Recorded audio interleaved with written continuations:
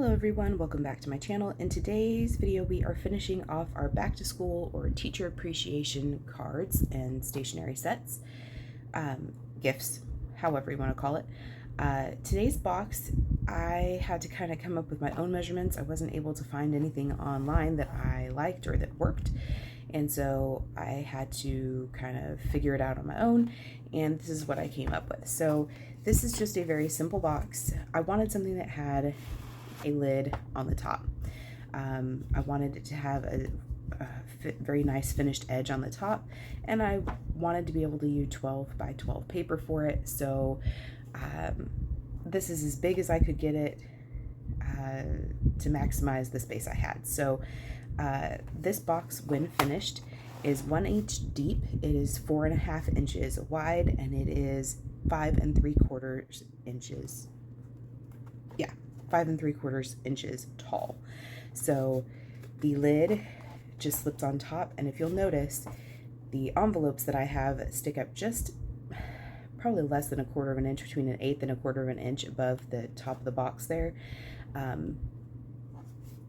that is the best way I could figure out to give me the height and the finished edges that I want.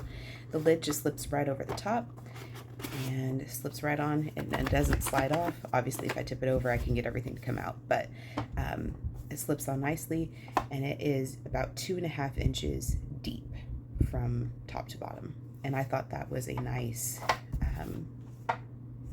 height for the lid.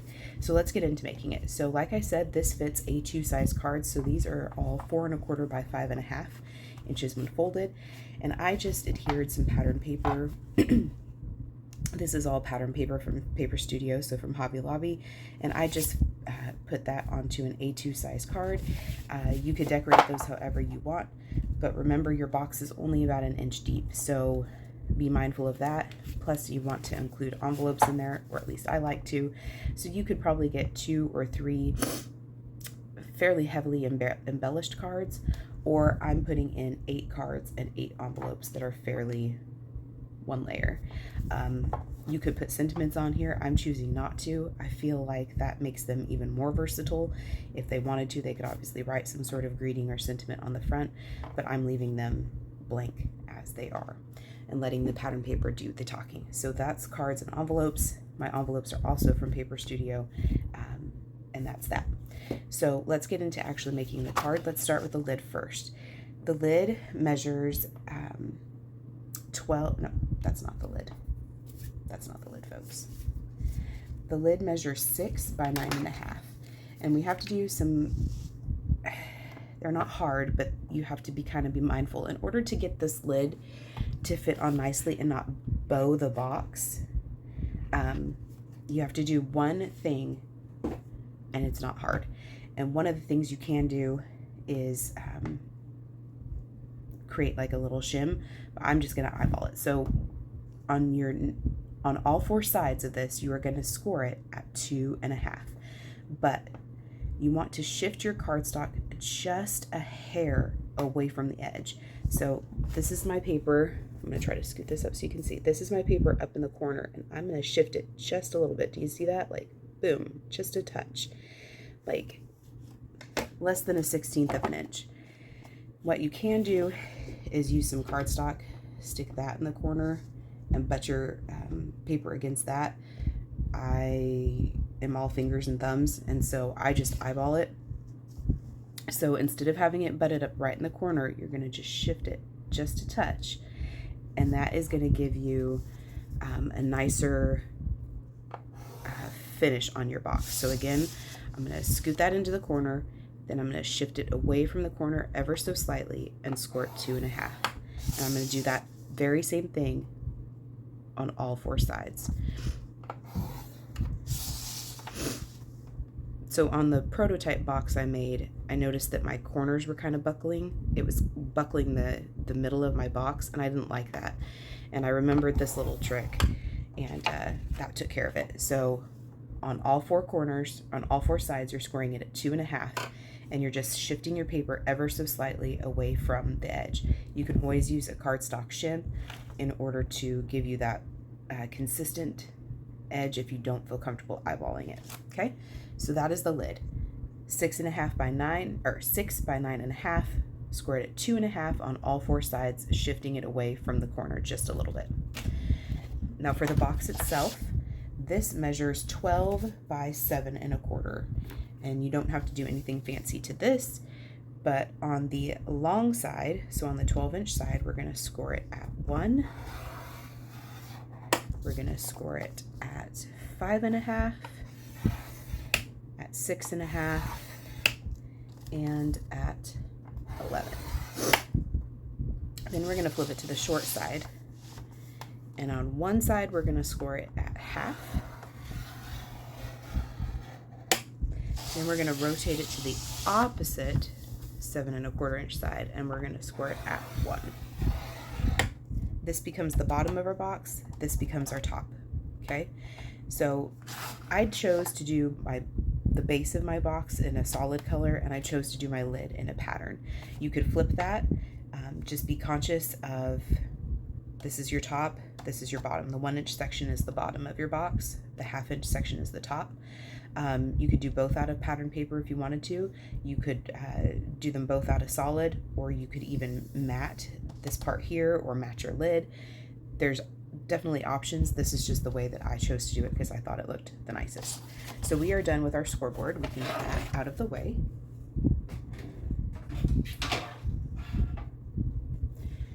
Now what we're going to do is go ahead and fold and burnish on all of our score lines. I'm going to start with my lid first. So where we have scored into the paper, I'm actually going to fold that back in on itself, and I'm just going to make sure that I have things lined up. I'm not getting kind of off-centered here.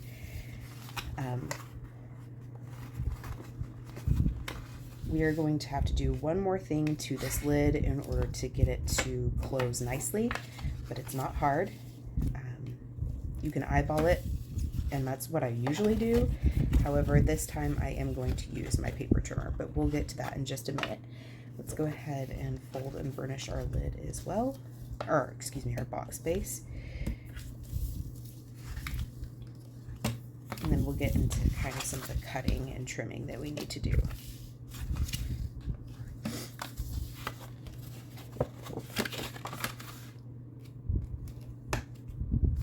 Again, as I fold and burnish, I'm just trying to make sure that I'm not getting really like off-centered and wobbly-jawed here. All right, so at this point, this lid is symmetrical. I don't know if you can see that very well, but at this point, this I keep saying it's the lid. This box is symmetrical from one side to the other. You're gonna pick a side, and what you're gonna do is I'm gonna start at the bottom, and I'm going to go to the right of this score line, and I'm going to cut straight up that rectangle there, this long rectangle, and I'm going to actually turn my paper and have the short side facing me, and I'm going to go to the left of this score line now, and I'm going to remove that whole section right there. I'm going to come up here, and I'm going to remove this rectangle here, this smaller rectangle, doing the same thing, essentially just cutting away our score mark, okay? So if you see, I've essentially cut away all of our score mark there, okay? So now, obviously our box is no longer symmetrical. So now what I'm gonna do is I'm going to release these tabs here. These are gonna become our glue tabs. So same thing, I'm going to cut straight up that rectangle, and when I wedge or miter, I'm gonna essentially remove our score marks there, okay? We're going to repeat that over here. I'm going to cut straight up our rectangle here and wedge into our little square on both sides. So this is what we have so far. We've removed these two sections here, and we have released these glue tabs here, keeping our rectangles straight. Now what we're going to do is we are going to just miter cut here, and we are going to miter cut on either side of our score marks up here, essentially removing, once again, our score marks. But we're just going to miter cut on either side and give this just a little trim right there. Okay, so when this part is done, it should look like that. Not hard, nothing fancy, but but that's your box base complete, okay? So let's move on to our lid. So for our lid, you've got your 2 score marks here. So if you have your short side facing you, you've got 2 score marks right here. Yeah, you can definitely see better on here. I'm essentially going to cut straight up to the first horizontal score mark, and I'm going to remove the score marks. I'm going to keep the angles straight.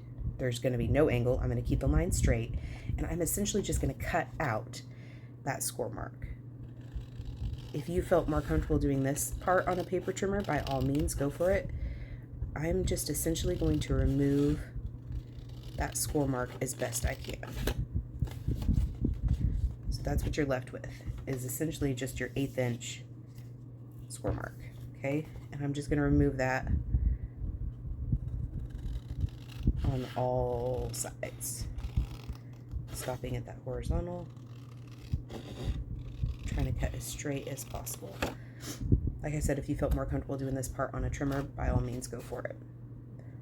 The next part I am going to use my trimmer for, just because I feel like that was the faster option and the more precise option.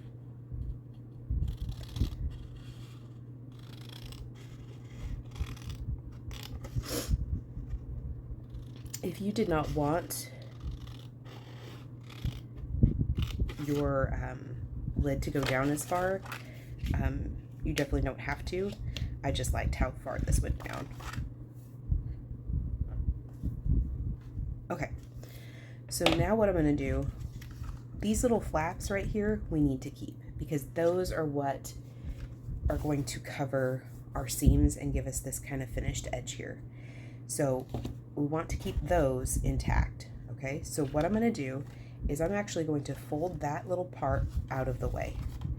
Then what I'm going to do is I'm going to bring in my paper trimmer, and this paper trimmer has 1/4 inch marks, and I'm going to align this edge right here with 3/4 of an inch, and then I'm going to bring it down to the bottom of my paper trimmer here, just so I can make sure I'm straight, and I have this aligned at 3/4, and I'm going to just trim those off. Okay, you could keep those for scraps or decorations if you want. I will probably just trash them. We're going to repeat that on the other side. So I'm going to fold that middle section in, that middle skinny rectangle. I'm going to bring this down to the bottom of my scoreboard, and I'm going to line this at 3/4 of an inch, and I'm going to trim. Okay, and that's what you're left with. We are almost done. Just to ensure that we don't have any random like overlapping pieces, I'm going to do one more thing, and that is I'm going to trim, yes, I'm going to trim just a little bit off of the ends here. So the parts that are farthest away from our little flaps there, I'm just going to trim just a little tiny triangle off of each of those ends. In my prototype boxes, I found that worked fairly well. And like I said, you're just removing a teeny tiny triangle, nothing big. So now we are ready to start gluing. So the first thing I'm going to do, I am going to put glue on these 3 tabs here, because these are going to fold over and give us that nice finished edge. I'm not going to put glue on this one quite yet, but I am going to glue those 3 first. All right, let's see if my glue is stuck. It normally is. Okay, and that one. All right, and I'm just going to use my bone folder to help me adhere that down.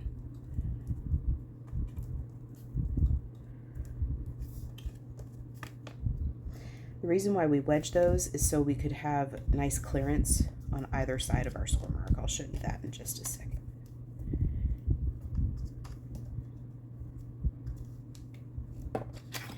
So the reason why we miter cut on either side of that is so that we could have good clearance on either side of our score mark there. Okay. All right. Now what we're going to do is I'm going to put glue on this tab right here. And our box is going to fold over like that. Okay, so I'm going to go ahead and put glue on this one.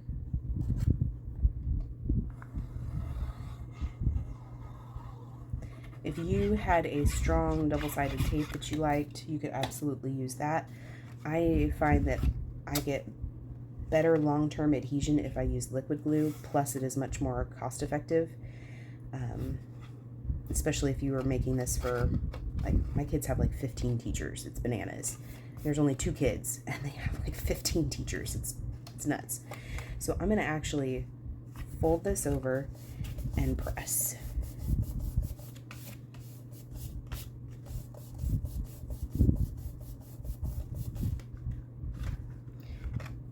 Okay, and I don't have any weird overhang here, so that's good.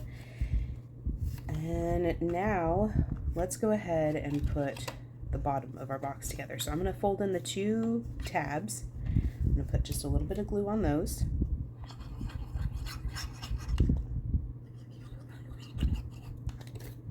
Then let's find the back of our box. So here's our back. There's our seam right there. So I'm going to fold in the back. And I'm going to put some glue on that. So our 2 tabs are in and our back. And then I'm going to fold over our front. And then I'm going to flip this over and just make sure that we're not like weird, off-centered, angled weird. And then I'm going to, oops, not go too crazy. I'm just going to use my bone folder to help me kind of press from the inside. Flip it over, press from the bottom. Now we are able to put our little tab down and finish off the base of our box. Fold that in, give it a good press. All right, the box base is all done.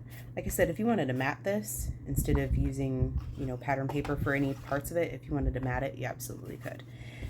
And I would mat it before you put it together, just being mindful of where's the front, where's the back. All right, so now it's time for our lid.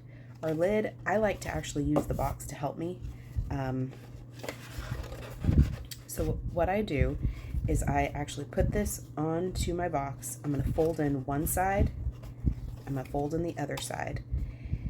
Just trying to make sure that like the box is actually, or the lid is actually on the box. And then I'm going to put glue on the front part of this, just a line, and then on the back side of this one. Okay, and these tabs are 3/4 of an inch. If you trimmed them like I did. If you eyeballed them, they may be slightly different. And then I'm going to set the box down, and once again just kind of apply some pressure there just to get those to adhere. If this was a spot that you wanted to use a tape runner, you probably could, and that would probably work just fine. So now we've got that. Now I'm going to apply glue all over this tab.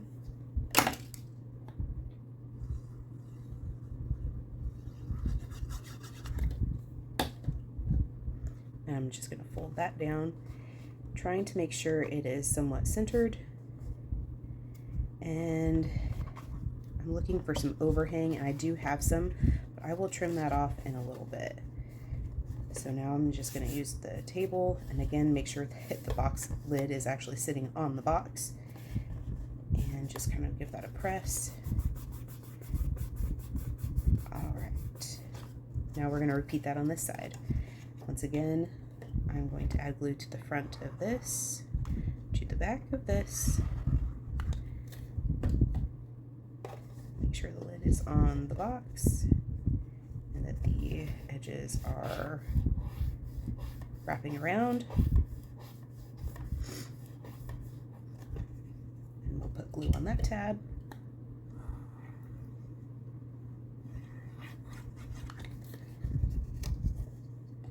And pull that down. Okay.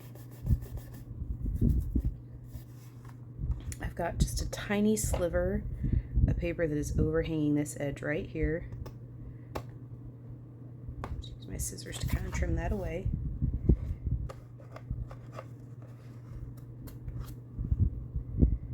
I've got just a tiny sliver overhanging over here. Again, just use some sharp scissors to trim that away. I'm probably off camera, sorry about that, but I'm like blind as a bat, so I gotta get it like right up in my eyeballs. Okay. All right, that is the box done. The lid slides right off. It will slide right back on, except if I'm on camera, which I am right now. Now it won't slide right back on. Catching on this little corner right here. There we go. Slide on and off, and then you can fit your 8 not heavily embellished cards and envelopes in there. And remember, your envelopes are going to stick out just a touch. That was the best way I could find to give you enough height and not make the box super narrow. So there you go. That is our final little back to school teacher appreciation project today. This would actually make a good gift for secretaries and principals also. They have to send out cards sometimes too. So yeah, that's all. I appreciate y'all spending time with me. I hope you enjoyed this little series that we did. And I will see you next time. Bye.